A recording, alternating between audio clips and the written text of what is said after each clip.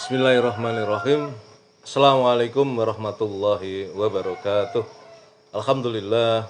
Alhamdulillahirabbil alamin wassalatu wassalamu asrofil anbiya'i wal mursalin sayyidina Muhammadin wa ala alihi washabbihi ajma'in. Rabbi israh li sadri wa yassir li amri wahlul 'uqdatam min lisani yafqahu qawli. Halo teman-teman sekalian. Alhamdulillah kita baru jumpa lagi di dunia maya dalam keadaan sehat walafiat, dan oleh karena itu mari kita terus berdoa dan bersyukur kepada Allah Subhanahu wa taala atas segala karunia yang telah diberikan kepada kita yang begitu banyak dan mustahil kita bisa menghitungnya. Di antaranya adalah karunia kesehatan, karunia kesempatan, karunia umur panjang yang barokah, dan tentu karunia yang paling agung adalah karunia iman dan Islam. Karena dengan keduanya itulah kita akan selamat fid dunya wal akhirah. Dan kemudian mari kita bersolawat kepada baginda Rasulullah Muhammad sallallahu alaihi wasallam. Allahumma sholli ala sayyidina Muhammad wa ala ali sayyidina Muhammad. Teman-teman sekalian, alhamdulillah kita bisa berjumpa lagi, dan oleh karena itu pada momen atau kesempatan pagi ini saya akan melanjutkan Sirah Nabawiyah. Buku Sirah Nabawiyah tentang perjalanan kehidupan Rasulullah Muhammad sallallahu alaihi wasallam, buku bestseller karya Safiyur Rahman Al-Mubarakafuri. Ya. Dan kemarin kita sudah sampai di pemerintahan di wilayah Hira. Jadi ini sesi tentang pemerintahan-pemerintahan pada masa sebelum Islam datang di kawasan Jazirah Arab. Ya, jadi kemarin kita sudah sampai di pemerintahan di Hira, maka sekarang saya lanjutkan dengan pemerintahan di wilayah Syam.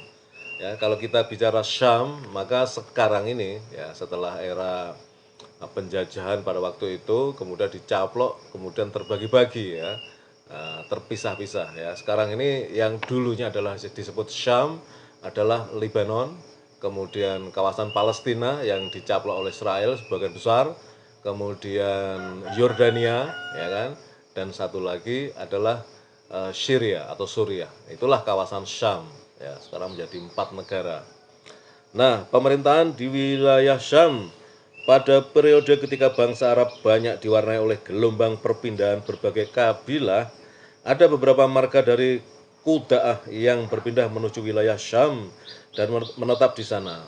Mereka terdiri dari Bani Sulaih bin Hulwan, yang dari mereka muncul Bani Daj'am bin Sulaih yang lebih populer dengan sebutan Ad-Daja'imah.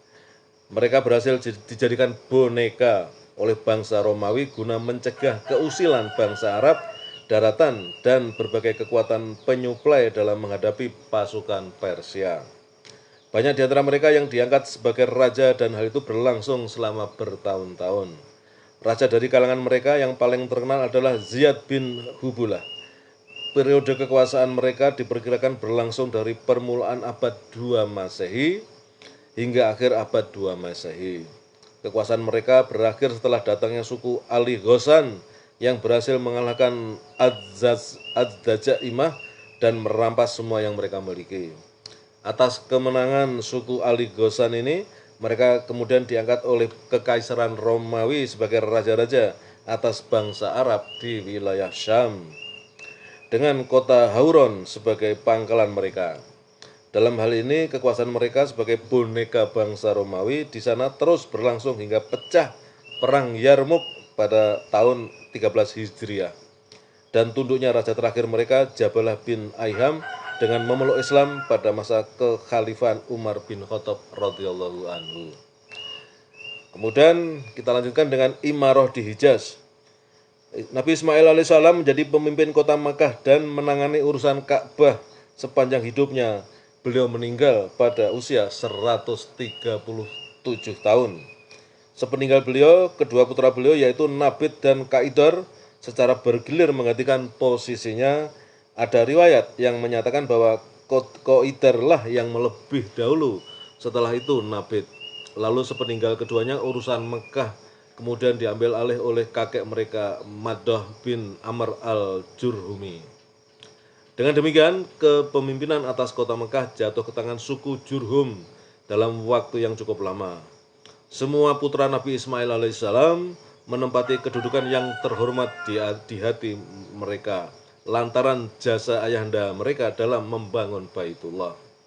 Tetapi demikian mereka tidak mendapatkan kedudukan apapun dalam pemerintahan. Meskipun masa demi masa dan hari demi hari sudah berlalu, keadaan anak cucu Nabi Ismail alaihissalam tetap saja redup, tidak menentu, hingga pada akhirnya kondisi suku Jurhum pun semakin melemah menjelang munculnya Nebukadnezar. Di lain pihak, bintang politik Adnan mulai bersinar di seantero langit Mekah sejak masa itu. Hal ini ditandai dengan momen serangan Nebukadnezar terhadap bangsa Arab yang terjadi di Zat, Irak, sekarang menjadi salah satu mikot haji. Salah satu mikot pemberangkatan haji ya. Pada peristiwa ini yang memimpin bangsa Arab bukan lagi berasal dari suku Jurhum tetapi Adnan sendiri. Bani Adnan berpencar ke Yaman ketika terjadi serangan kedua oleh Nebukadnezar pada tahun 587 Masehi. Sedangkan Barakhia, seorang karib Yermayah, nabi dari Bani Israel, mengajak Ma'ad untuk pergi menuju Haron, sebuah wilayah di Syam.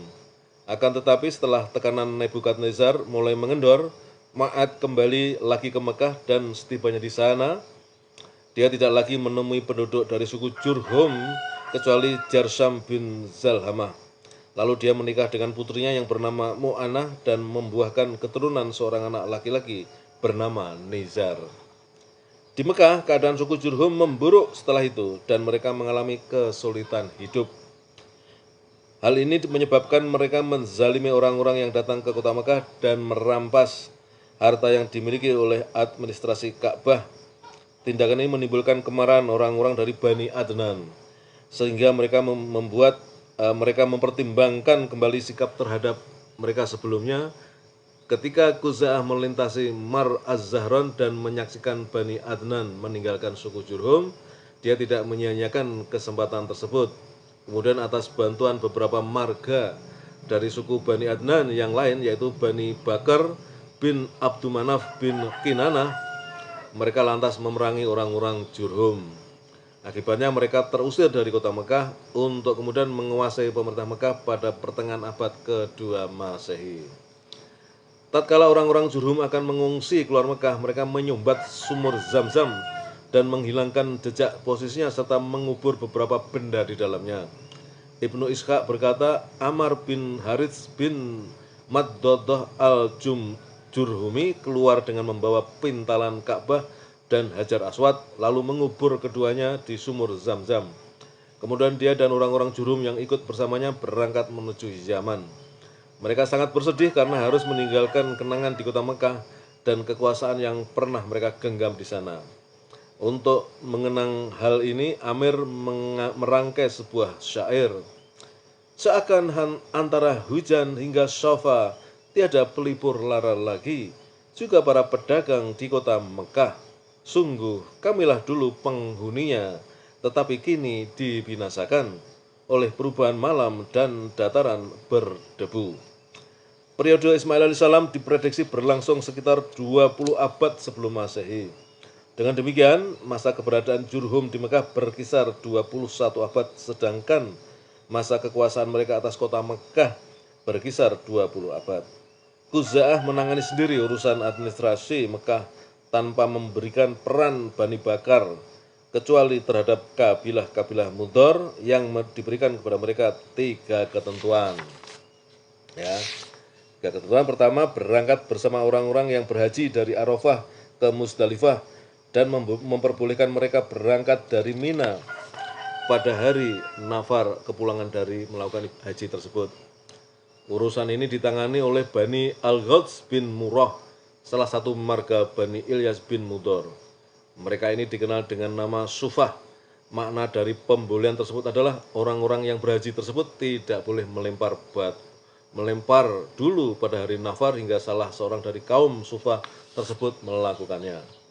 Kemudian bila semua telah selesai melaksanakan ritual tersebut dan mereka ingin keluar Nafar atau bertolak dari Mina, kaum Sufah mengambil posisi di samping kedua sisi Jumroh Aqobah.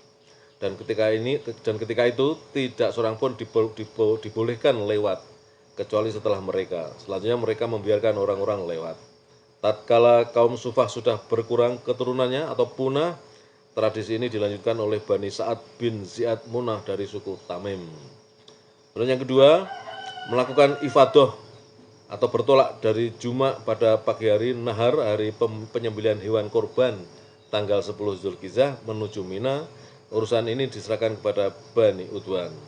Dan yang ketiga, merekayasa bulan-bulan haram agar tidak terkena larangan berperang di dalamnya. Urusan ini ditangani oleh Bani Tamim bin Adi dari suku Bani Kinanah. Periode kekuasaan Khuza'ah atas kota Mekah berlangsung selama 300 tahun. Pada periode kekuasaan mereka ini, kaum Adnan menyebar di kawasan Najd, pinggiran Irak dan Bahrain. Sedangkan marga dari Quraisy masih bertahan di pinggiran kota Mekah dan hidup sebagai halul atau suku yang suka turun gunung, dan Syirm yang turun gunung mencari air beserta unta mereka, serta menempati rumah-rumah yang terpencar di tengah kaum mereka Bani Kinanah. Meskipun demikian, mereka tidak memiliki wewenang apapun baik dalam pengurusan kota Mekah maupun Ka'bah hingga kemunculan Qusay bin Kilab. Ya, yang kita kenal nama-nama ini adalah nenek moyang baginda Rasulullah. Ya, nanti pada fase berikutnya akan kita temukan ini titik temunya ini, ya, benang merahnya. Demikian teman-teman, sementara yang bisa saya sampaikan, mudah-mudahan bermanfaat dan terus saksikan atau panteng ya akun Kisah Para Rasul ini, dan kalau mau menyaksikan melalui YouTube silahkan pantau atau panteng juga channel Kisah Para Rasul. Terima kasih. Besok kita lanjutkan. Mudah-mudahan ini bermanfaat bagi kita semua. Assalamualaikum warahmatullahi wabarakatuh.